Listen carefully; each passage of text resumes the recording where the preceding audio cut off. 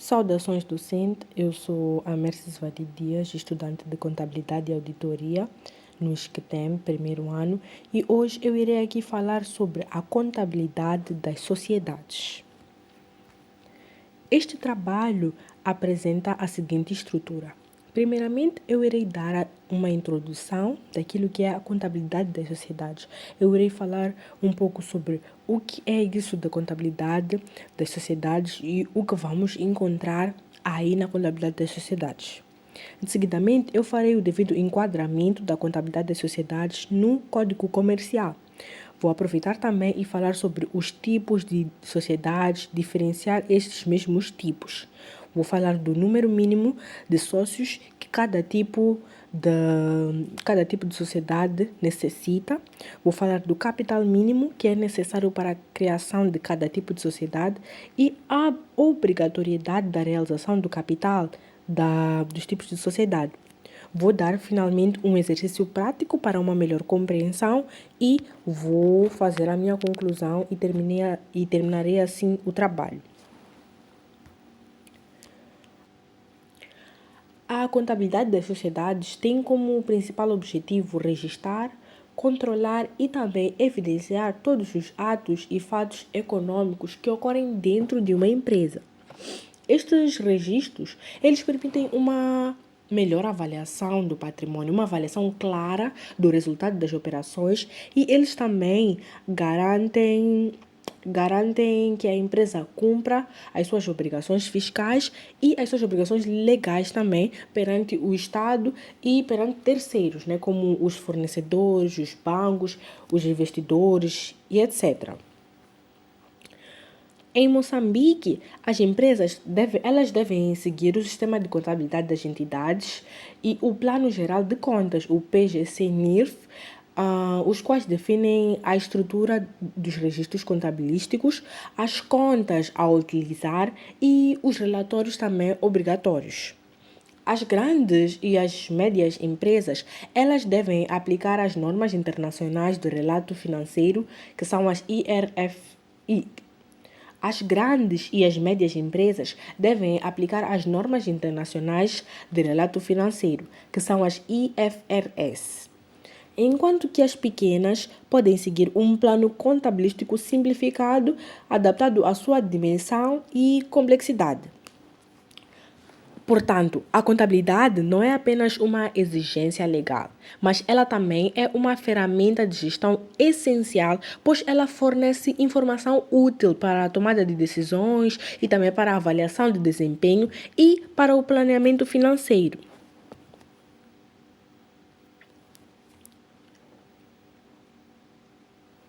Falando aqui daquilo que é o enquadramento da contabilidade das sociedades no Código Comercial.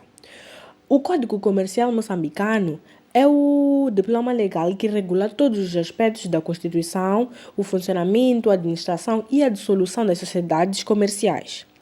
Entre as suas principais disposições, destacam-se as seguintes: a obrigatoriedade de manter livros contabilísticos devidamente organizados e atualizados. Livros estes que, para que isto permita, o controle e a verificação das empresas, das operações da empresa. A elaboração anual das demonstrações financeiras, como o balanço, a demonstração de resultados, a demonstração de fluxos de caixa e o anexo às contas. Em suma, o Código Comercial, ele garante que a contabilidade sirva de base à transparência e como também à responsabilidade empresarial, protegendo assim não só os sócios, como também os terceiros que se relacionam com a sociedade. Existem 4 tipos de sociedades e eu vou aqui mencionar cada uma delas e explicar um pouco sobre cada uma delas. O primeiro tipo de sociedade é a sociedade por cotas, a sociedade limitada. Este é o tipo de sociedade mais comum que existe. Este é o tipo de sociedade mais comum que existe. Aqui, nesta sociedade, o capital ele é dividido em cotas e cada sócio responde apenas até o valor até o valor da sua participação. Ou seja, ela é limitada à responsabilidade dos sócios por aquilo que é o seu capital subscrito. A gestão dessa sociedade ela é geralmente feita pelos sócios ou gerentes designados no contrato social. O segundo tipo de sociedade é a sociedade anônima, a sociedade SA. Aqui, nesta sociedade, o capital ele é dividido em ações e os acionistas eles têm responsabilidade limitada ao valor das ações que possuem. Ou seja, esse tipo de sociedade é mais utilizado por empresas de maior dimensão e que pretendem captar investimento público. Nesta Nesta sociedade, o capital é dividido em ações e os acionistas eles vão estar limitados ao valor daquelas ações que eles possuem. Temos aqui o terceiro tipo de sociedade, que é a sociedade em nome coletivo, onde todos os sócios respondem solidariamente e ilimitadamente pelas dívidas sociais. Este é mais comum em negócios familiares ou profissões liberais, como por exemplo escritórios de advogados. Aqui, nessa sociedade, os sócios eles vão responder ilimitadamente, não tem limite, eles vão ter que responder por todas as dívidas que a empresa possivelmente terá. No quarto tipo de sociedade, nós temos a sociedade em comandita, que essa sociedade ela combina dois tipos de sócios.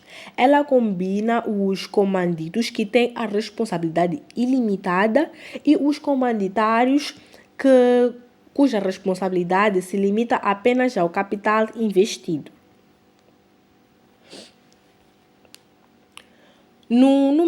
Aqui tratando agora do número mínimo de sócios.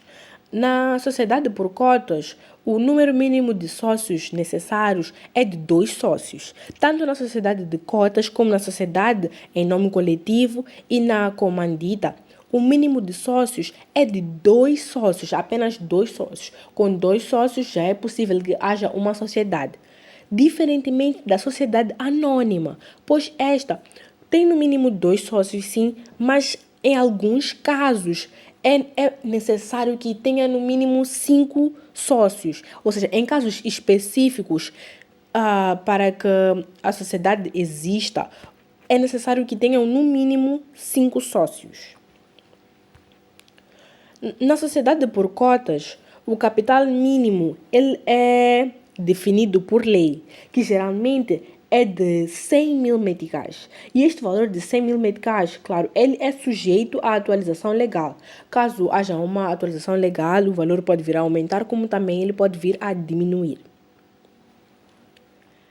A sociedade anônima, ela precisa de um capital mínimo que custa cerca de 1 milhão de meticais, podendo variar conforme a legislação vigente. Ou seja, dependendo da legislação que está vigente ali naquele momento, pode ser que seja 1 milhão de meticais ou pode ser mais, como também pode ser menos. Por último, na sociedade em nome coletivo e em comandita, nessas duas sociedades, o capital ele é definido pelos próprios sócios, sem nenhum limite fixado por lei. Ou seja, qualquer limite que os sócios estejam disponíveis a dar, não há um limite próprio, digamos assim. Não há um limite que está ditado pela lei ou ditado em algum lugar. Eles sozinhos escolhem qual é o capital mínimo para a criação.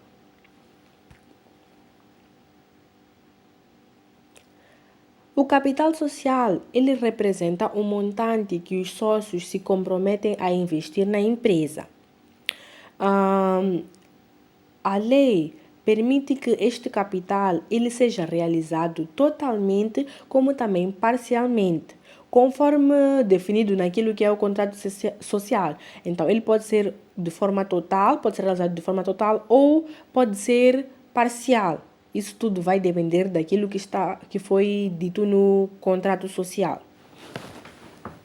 Nas sociedades anônimas, é obrigatória a comprovação do depósito bancário do valor mínimo exigido. Nas sociedades anônimas, é obrigatória a comprovação do depósito bancário do valor mínimo exigido do capital subscrito antes que a constituição antes da constituição formal da empresa. Ou seja, antes que haja a constituição formal da empresa, antes que a empresa seja dignamente formada, né? A Constituição seja dignamente formada, é necessário que haja uma comprovação bancária do depósito dos sócios. Eles precisam dessa comprovação para que assim possam seguir em frente. E este procedimento, ele garante a seriedade e também a viabilidade financeira inicial da sociedade.